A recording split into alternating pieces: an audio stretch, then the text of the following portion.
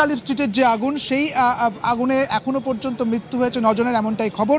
এই মুহূর্তে দেখা যাচ্ছে যে এই ঘটনাস্থল পুরোটাই কিন্তু ঘিরে রাখা হয়েছে এবং ঠিক যেখানে এই বিল্ডিং, সেই বিল্ডিংয়ের 3 তলাতে একটি হোটেল ছিল, সেখানে শিকাইন হোটেল, সেখানেই কিন্তু এই আগুন লাগে ঠিক রাত 2টো নাগাদ। অর্থাৎ যেটা জানা যাচ্ছে যে গতকাল ঠিক রাত 2টো নাগাদ এখানে আগুন লাগে এবং তার পরবর্তী ক্ষেত্রে তার ঠিক ঢিলছোড়া দূরত্বেই দমকলের যে হেডকোয়ার্টার রয়েছে সেখান থেকে দমকলের 4টি ইঞ্জিন সরাসরি এখানে পৌঁছয় এবং তড়িঘড়ি পৌঁছানোর পর দেখা যায় যে 9 জনের মৃত্যু হয়েছে এবং 80 জনকে উদ্ধার করা হয়েছে। এই মুহূর্তে পুরো জায়গাটায় ঘিরে রাখা হয়েছে এবং একাধিক পুলিশ আধিকারিক রয়েছেন, দমকল আধিকারিক তারা রয়েছেন এবং দমকলের ডিজি তিনিও এখানে এসেছিলেন, অনুজ শর্মা, এবং একাধিক মন্ত্রী তারাও কিন্তু এসেছিলেন। তারাপীঠের যে ঘটনা, সেই ঘটনার পর একেবারে তড়িঘড়ি যেটা দেখা গেল যে পৌঁছে গেলেন এখানে একাধিক মন্ত্রী এবং যে বিষয়টা যারা প্রত্যক্ষদর্শী ছিলেন তারা কি বলছেন একবার শোনাবো আপনাদের। রুমে শুয়ে রয়েছি, দেখলাম যে হাউকাউ বেরিয়ে আসলে দেখলাম যে উপরে আগুন লেগেছে। নিচের হোটেলে ছিলাম, 2nd ফ্লোরে লেগেছে। বেরিয়ে এসছি আমরা, ভালোই দেওয়া হয়েছিল, আনুমানিক 2টা। দমকল এসে কাজ করেছে? হ্যাঁ, সাথে সাথে।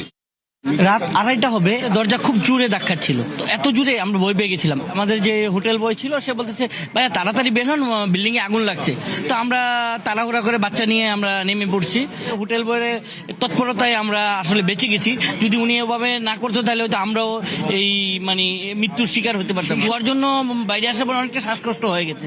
2nd ফ্লোরে আগুন লাগছে, তো ওই 2nd ফ্লোরে যারা ছিল তারা হয়তো রুমের থেকে বেরোতে পারে নাই। আর 4th ফ্লোরে যারা, ওরা কিছু ছাদে উঠছে, দেখলাম যে ফায়ার ব্রিগেড আসছে, আয়শা মানে উদ্ধার করছে। 4 নম্বরে একজন ছিল, উনি মোবাইল দিয়ে বারবার বলতেছে হেল্প হেল্প। ফায়ার ব্রিগেড গিয়ে গ্লাস ভেঙে ওনাদের মা এবং ছেলেকে বের করে আনছে। 4th ফ্লোরে কোনো অ্যালার্ম বেজেছে? ফায়ার ফাইটিং সিস্টেম কিছু দেখেছে? না, এরকম কিছু চোখে পড়ে নেই। আমরা ঘুমাতে গেছি, তখন হইচই শব্দ শুনে আমরা রুম থেকে বের হই। রুম থেকে বের হওয়ার পর দেখি উপর থেকে লোক নামতেছে, অনেক ধোঁয়া হচ্ছে। ধোঁয়ার সাথে সাথে মানুষ চিৎকার চেঁচামেচি করতেছে, তখন আমরা বাইরে চলে আসি। কিছু কিছু লোক আহত অবস্থায় বের হয়েছে। আমরা তো নিচের রুমে ছিলাম, তার জন্য আমরা আতঙ্কিত হয়ে পড়েছি। গুরুতর অসুস্থ অবস্থা, মুমূর্ষু অবস্থায় বের করা হয়েছে। ম্যাক্সিমাম বাংলাদেশ ছিল। তাদের উপরের ফ্লোরে যারা ছিল তারাও বলেছে যে সবাই ম্যাক্সিমামই বাংলাদেশি ছিল, কিন্তু তারা যে ছিল এরা বের হতে পারেনি, এটাই শুধু তারা বলতেছে। দমকল সাথে সাথেই চলে আসছে। ছাদেও কিছু লোক উঠে গিয়েছিল, পরে ধীরে ধীরে দমকল বাহিনীর লোকজন তাদেরকে নামিয়ে নিয়ে আসে। মর্মান্তিক অভিজ্ঞতার কথা শোনাচ্ছেন যারা প্রত্যক্ষদর্শী ছিলেন। তারা বলছেন যে আহত অবস্থায় অনেকে বেরিয়েছিলেন। ফায়ার সিস্টেম ছিল কি, প্রশ্ন করলেন আমার সহকর্মী। তারা বলছেন যে কোনো কিছু চোখে পড়েনি। দেখা গেল যে সকাল থেকেই অ্যাক্টিভ পুলিশ, দমকল কর্মীরা এবং দমকল আধিকারিক, দমকলের ডিজি অনুজ শর্মা তিনি এলেন এবং একই সঙ্গে এলেন দমকলের প্রতিমন্ত্রী কৌশিক চৌধুরী। তার সঙ্গে কথা বলেছিলাম, তিনি কি বললেন শোনাবো। এটা খুব মর্মান্তিক ঘটনা। যেটা উল্লেখযোগ্য সেটা হচ্ছে আমাদের দপ্তরের কর্মীরা এবং আমাদের দপ্তরের আধিকারিকরা খবর পাওয়ার সাথে সাথে এখানে ছুটে গেছেন। 80 জন ব্যক্তিকে আমরা উদ্ধার করতে পেরেছি। এটা একটা বড় উল্লেখযোগ্য ঘটনা। মুখ্যমন্ত্রী রাতভর আমাদের সাথে ফোনে যোগাযোগ রেখে খোঁজ খবর নিচ্ছেন আর আমাদেরকে উপযুক্ত নির্দেশ দিচ্ছেন। সত্যিই তো প্রতিমন্ত্রী বলছেন মর্মান্তিক ঘটনা, একদমই মর্মান্তিক ঘটনা। 9 জনের মৃত্যু হয়েছে, 80 জনকে উদ্ধার করা সম্ভব হয়েছে।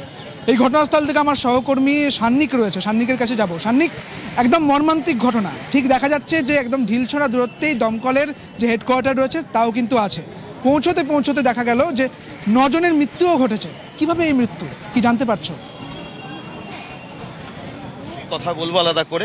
উনি যোগাযোগ রাখছেন সকলের সাথে, যাতে এখানে কি যেভাবে উদ্ধার হচ্ছে সেখানে মেডিকেল কলেজেও যেতে বলেছেন এবং সেখানে যাতে পূর্বতন যে তৃণমূল সরকার ছিল যারা যারা এইসব দুর্নীতির সঙ্গে যুক্ত তাদের প্রত্যেকের শাস্তি হবে।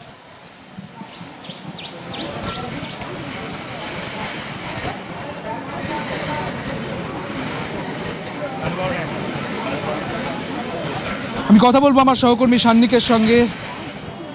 সান্নিক রয়েছেন আমাদের সঙ্গে। এই মুহূর্তে দেখা যাচ্ছে যে ঠিক যে জায়গাটা, সেই জায়গার ঠিক কাছাকাছি দমকলের হেডকোয়ার্টার। সেখান থেকে আস্তে আস্তে 4টে ইঞ্জিন এলো এবং দেখা গেল যে 9 জনের মৃত্যু হয়েছে। খুব মর্মান্তিক। সান্নিক, ঠিক কিভাবে মৃত্যু, কি জানতে পারছো?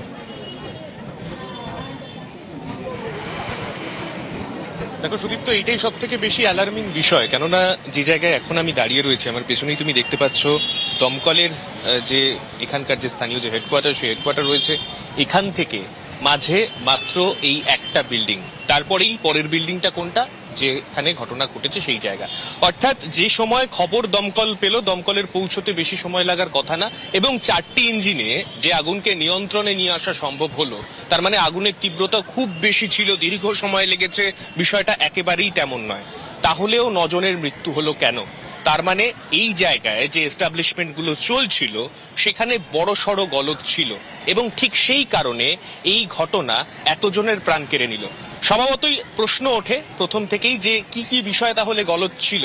কেননা আমরা যে ছবি দেখেছি, যাদের সঙ্গে আমি কথা বলেছি, প্রত্যেকের বক্তব্য কেউ সেইভাবে আগুনের লেলিহান শিখা সেই অর্থে কেউ দেখেননি। তারা কি দেখেছেন? তারা দেখেছেন কালো ধোঁয়া।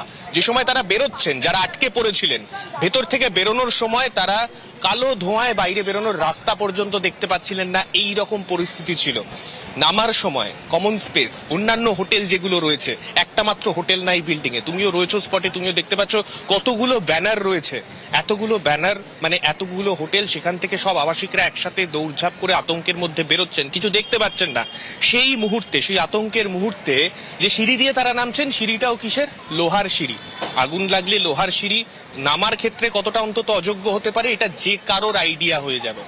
তো এই গোটা পরিস্থিতিতে যে 9 জন যারা বেরোতে পারলেন না, কেন না যে হোটেলে তারা ছিলেন সেই হোটেলে কোনো ইমার্জেন্সি এক্সিট ছিল না।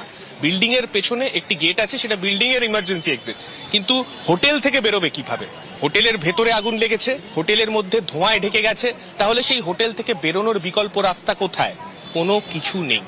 এই বিষয়টাই আদতে গতকাল রাতের ঘটনায় এতজনের প্রাণ কেড়ে নিল।